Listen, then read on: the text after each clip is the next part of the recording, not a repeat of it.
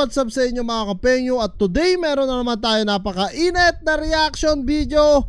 Attorney Ed Tolentino talagang napredict na nga raw niya etong labanan Casimero versus Sanchez. At talagang wala nga raw siyang bilib dito kay Saul Sanchez, na kung saan talagang pag sumuntok nga raw ng hook ito or straight laging naka-open ang buka pati ang katawan, na kung saan mga kapenyo naniniwala naman tayo dito kay Ed Tolentino dahil isang batikan na po na analyst ito. At sa totoo lang mga kapenyo, isa ito sa iniidolo ko pagdating sa larangan ng sports, bukod kay Chino Trinidad na pumanaw na nga, rest in peace sa'yo Chino Trinidad, na talagang mga iniidolo ko yan nung araw pa, nung panahon ni Manny Pacquiao. At dito talagang naanalisa na nga neto ni Ed Tolentino etong ang laban ng Sanchez at Casimero, at alam na niya nakakayanin nga raw talaga ito ni Utol Janrel. At tara mga kapenyo, wag na natin patagalin at sabay-sabay natin panoorin kung paano nga ikwinento ni Attorney Ed Tolentino etong nangyari sa laban ni Janrel Casimero. Balikan po natin ang ating naging pre-fight analysis sa labang ito.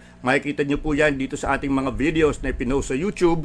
Sinabi ko sa inyo na sa kabila ng agam-aga ng marami, kakayanin ni General Casimero itong si Saul the Beast Sanchez, sapagkat hindi po na-impress ang inyong lingkod. Sinabi ko sa inyo, madaling basahin ang estilo ni Saul Sanchez. Ang kanyang kamay, kip-kip doon sa kanyang ulo. Pero sa ginagawa ng style niyon, sinabi ko sa inyo, open na open siya sapagkat malayo ang itinatakbo ng kanyang suntok. Maluwag po yung delivery ng hook. So open na open siya sa loob. And syempre, palibase nakataas ang kamay, open din po siya sa bodega.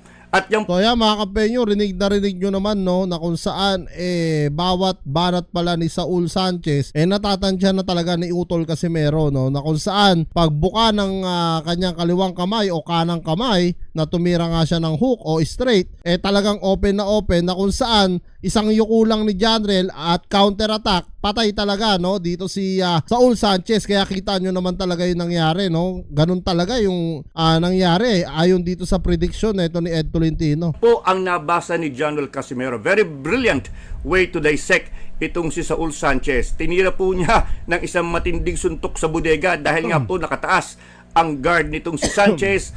At doon pa lamang nakita natin umalog itong si Saul Sanchez from that ball. Actually, nakita ko ngayon mga kapeyo yung umpisang-umpisa pa lang ng laban na talagang sinubukan ni Utol Janrel Casimero na i-body shot nga to. At kitang-kita talaga doon na medyo naalog talaga etong si Saul Sanchez. Kung saan, mababalikan nyo mga kapeyo yung unang bumagsak si Saul Sanchez. Unang tirada ni Utol Casimero ron talagang body shot kaagad bago niya sinundan ng over left hook sa ulo.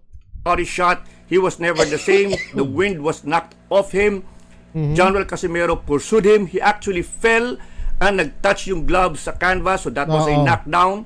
Inararo po siya ni General Casimero after that. Tumama din po ng ilang left hook itong si Saul the Beast Sanchez. Pero sa totoo lang mga kapenyo, iba talaga kasi pag may experience sa boxing. Lalong-lalo na katulad ni Utol Janrel na talagang marami ng karanasan pagdating sa boxing at ilang championship na yung napapalaban siya at kung saan-saan pa nadadayo. Argentina, US, Japan at kung saan-saan lugar pa mga kapenyo.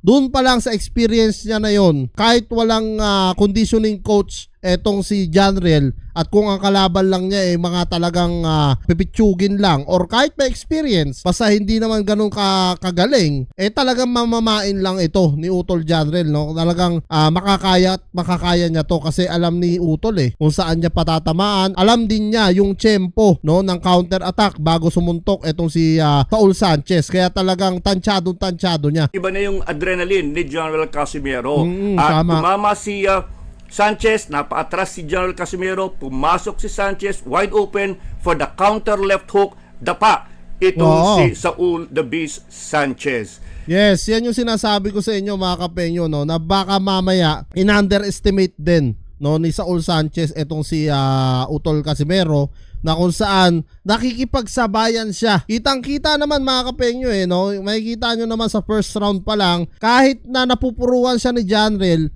talagang nakikipagsabayan pa rin siya. Talagang gusto niya ring ma-knock out si Janrel, pero at the end of the day, experience, yung lakas ni Utol, yung galing niya, yung tapang niya, yung abilidad niyang manalo, doon talagang talo, no, si Saul Sanchez. Even though na nakapasok yung ilang hook niya, no, dito kay Janel Casimero, pero talagang wala na, no, hindi na iniinda ni Utol yun. Umangat, tumayo, pero alam po natin nung inawat ng referee ay tamang itigil na lamang ang laban. Yun ang tinatawag kong boxing euthanasia. Wala na i-pull mo na yung plug sapagkat wala nang ilalabas pa itong si Saul the Beast Sanchez. Ayun, so kay Attorney Ed pala, yung pangalawang bagsak, no, neto ni Saul Sanchez, dapat talaga itinigil na pala ng referee doon. Kaya pala sabi ni Utol Janel Casimero sa press con nga nila na sinabihan nga daw niya yung rep na bakit hindi pa natin ititigil to, ano gusto mo, patayin ko yan?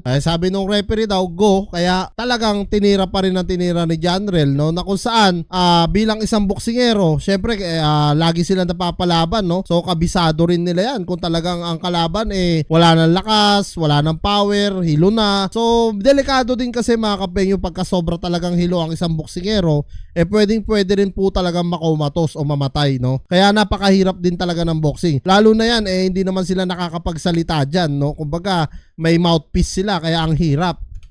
So very impressive performance for Janel Casimero considering na siya'y mahigit isang taon na hindi lumalaban. And as usual mga kaibigan, overweight na naman doon sa official weigh-in.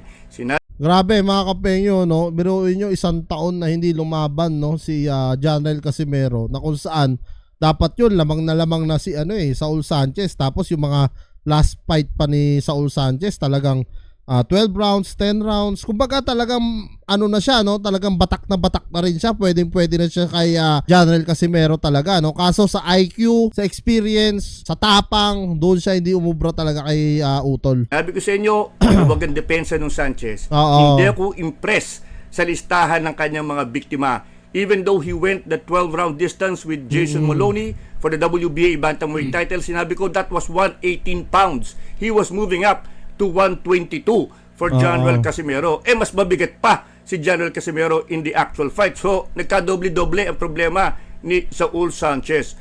So, yan mga kapenyo, no? Rinig nyo naman kay Attorney Ed, no? Na talagang ang actual lang pala na timbang talaga ni Saul Sanchez is 116, no? Kung hindi ako nagkakamali. So, umakyat siya, nag-move siya ng 122 pounds, tapos sumobra si Utol Janel ng 1 kilo. So, naging 123 si Utol Janel. Pero sa mismong fight nila, nag-maintain naman si Utol ng 128 pounds. Na kung saan, hindi na natin alam kung ano ba naging timbang na neto ni Saul Sanchez. Maaaring nanibago din siya sa bago niyang timbang. Tapos ang kinalaban niya kaagad isang halimaw din pagdating sa lona. Kumbaga medyo mapapansin natin na talagang totoo ang agam-agam ng mga ibang analyst, no, na kung saan in-underestimate, no, nila si Utol Janel Casimero porque yung mga huling laban ni Janel hindi naging maganda. Unang-una kay Oguni na kung saan natapos ng 4th round dahil nga nagkauntugan sila or tinamaan, no, si Oguni, nagdugo yung kaya nahinto. Tapos kay Akaho, 'di ba, yung sa batok issue. Tapos yung pinaka laban niya pa kay Pilipus mga kapenyo na kung saan umabot ng 12 rounds. So talagang natansya siguro nila na hindi na maganda ang performance ni Janel, kaya talagang tinansya nila dito, no, na kaya neto ni Saul Sanchez patulugin si Utol. Yun nga lang, nagkamali talaga sila mga kapenyo na kung saan kailangan pa, no, ng experience. Kumbaga marami pang kakainin na bigas talaga si Saul Sanchez dito. Anyway mga kapenyo, maraming salamat dito sa panonood nyo sa panibago ko reaction video. At kung kayo ang tatanungin ko mga kapenyo, sa palagay nyo ba tama ang analisa neto ni Ed Tolentino dito sa laban nga neto ni Janel Casimero versus Saul Sanchez? Comment nyo na lang down below lahat ng mga opinion nyo mga kapenyo, at lahat po yan mababasa ko. Maraming salamat mga kapenyo, at kita kasi na tayo sa susunod kong reaction videos.